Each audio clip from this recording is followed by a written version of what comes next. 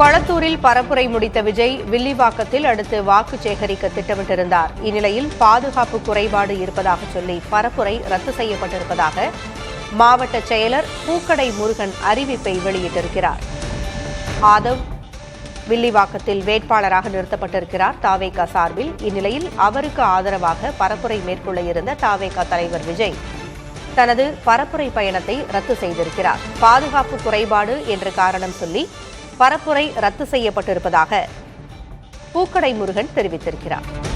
வில்லிவாக்கம் தொகுதியில் விஜய் வேறொரு நாளில் பரப்புரை மேற்கொள்வார் என்று அறிவிக்கப்பட்டிருக்கிறது.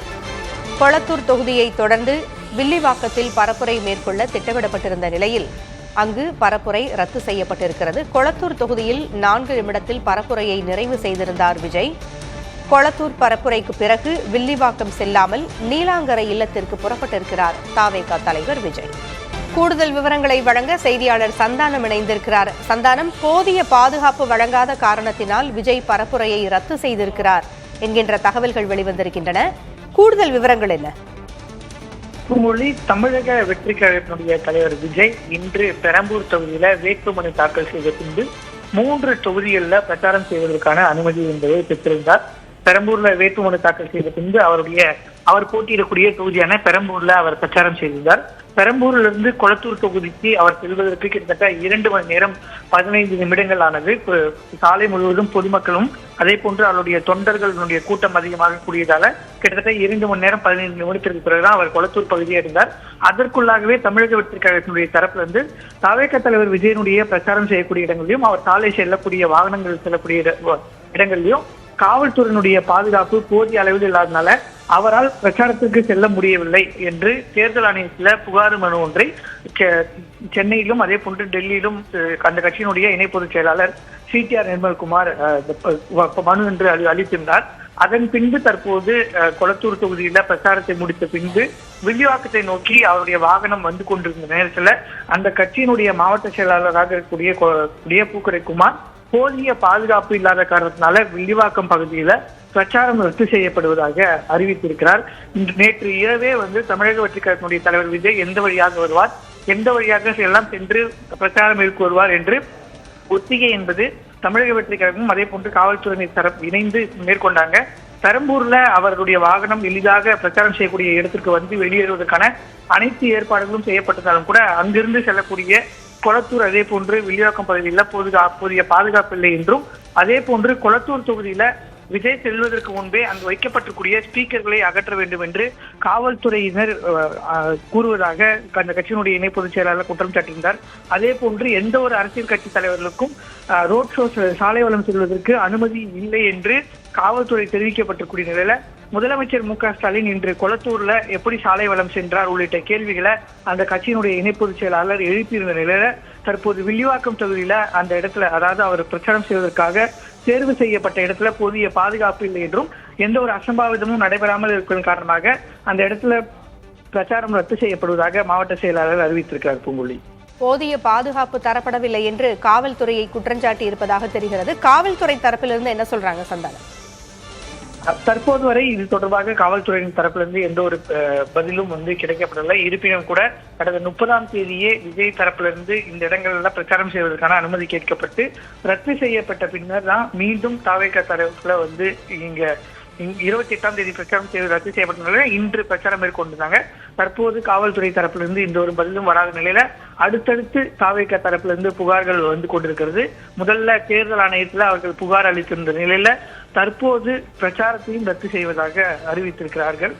அடுத்த கட்டமாக இது தொடர்பான முழுமையான விளக்கத்தை காவல்துறையினர் சற்று நேரத்தில் அளிப்பார்கள் என எதிர்பார்க்கப்படுகிறது. இன்று 4 இடங்களில் பரப்புரை செய்வதாக திட்டமிட்டிருந்த விஜய் 2 இடங்களில் பரப்புரை செய்துவிட்டு மற்ற 2 இடங்களில் பாதுகாப்பு குறைபாடு காரணமாக ரத்து செய்திருக்கிறார்.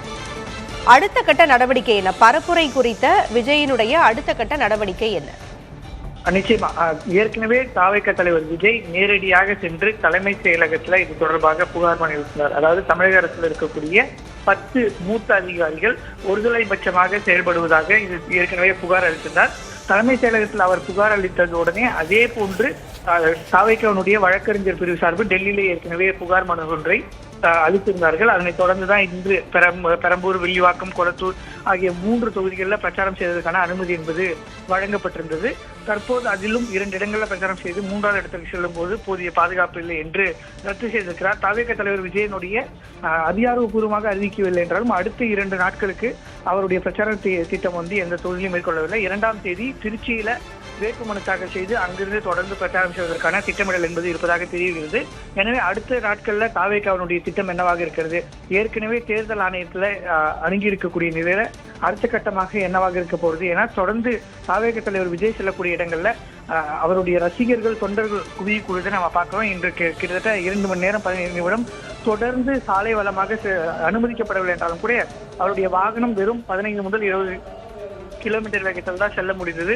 தொடர்ச்சியாக அவருடைய தொண்டர்கள் வந்து சாலை முழுவதுமே கூடியிருந்து அந்த இடத்துல இருந்து தாவேகா தலைவர்கள் நியமனம் செய்யப்பட்டிருக்கூடிய தனியார் பாதுகாவலர்கள் மூலமாக அழைத்து செல்வதற்கே மிகவும் சிரமத்திற்குள்ளாகி தான் அவர்கள் பெரம்பூர்ல இருந்து குளத்தூருக்கே வந்து சேர முடிந்தது. எனவே அடுத்த கட்டமாக தாவேகா தலைவருடைய விஜய் பிரச்சார பயண திட்டம் என்னவாக இருக்க போகிறது, இல்லை தேர்தல் ஆணையத்தில் அவர்கள் காவல்துறையினர் மீது வைக்கக்கூடிய தொடர் குற்றச்சாட்டுகளுக்கு காவல்துறை என்ன பதிலளிக்க போகுது என்பது குறித்து நம்ம பார்க்க வேண்டியதா இருக்கிறது. பொங்கல் தேர்தல் ஆணையத்திடம் தற்பொழுது புகார் அளித்திருக்கிறார்கள். அவர்களுடைய நடவடிக்கை என்னவா இருக்கும்?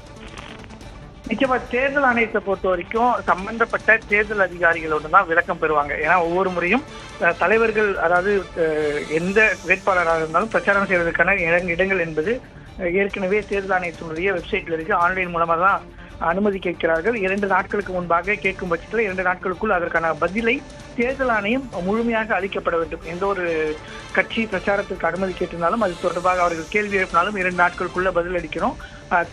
சம்பந்தப்பட்ட தேர்தல் அதிகாரி காவல்துறை அதிகாரிகளிடம் என்ஓசி பெற்று அது குறித்தான முழுமையான விளக்கங்கள் வரும். கடந்த முறை தாவேகா தலைவர் விஜய் பெரம்பூர்ல அவருடைய பிரச்சாரம் ரத்து செய்வதற்கு அங்கு திடீரென அமைக்கப்பட்ட தோண்டப்பட்ட பள்ளமும் பேரிகார்டுகள் காரணம் என்று தெரிவிக்கப்பட்ட நிலையில அது தொடர்பாக சென்னை மாநகராட்சியும் தேர்தல் அதிகாரியும் அந்த இடத்துல வந்து புதிதாக எந்த ஒரு பணியும் தொடங்கப்படவில்லை. ஏற்கனவே அங்கு அமைக்கப்பட்டிருந்த குழாயில ஓட்டை விழுந்ததன் காரணமாகவே தோண்டப்பட்டதாகவும் உடனடியாக மூடப்பட்டதாகவும், ஆனால் அவருடைய மனு நிராகரிக்கப்பட்டது காரணம் 300 நபர்கள் கூடுவதற்கு மட்டுமே அனுமதிக்கப்பட்ட இடத்துல 3000 நபர்கள் கூடுவதற்கு அனுமதி கேட்டதனால் மட்டுமே மறுக்கப்பட்டது என்று பதிலளித்திருந்தார்கள். எனவே தற்போதும் தாவேகா தலைவர் தரப்பிலிருந்து வைக்கப்படக்கூடிய குற்றச்சாட்டுகளுக்கு விரைவில் தேர்தல் ஆணையம் தரப்பிலையும் பதில் வரும் அப்படின்றத நம்ம எதிர்பார்க்கலாம்.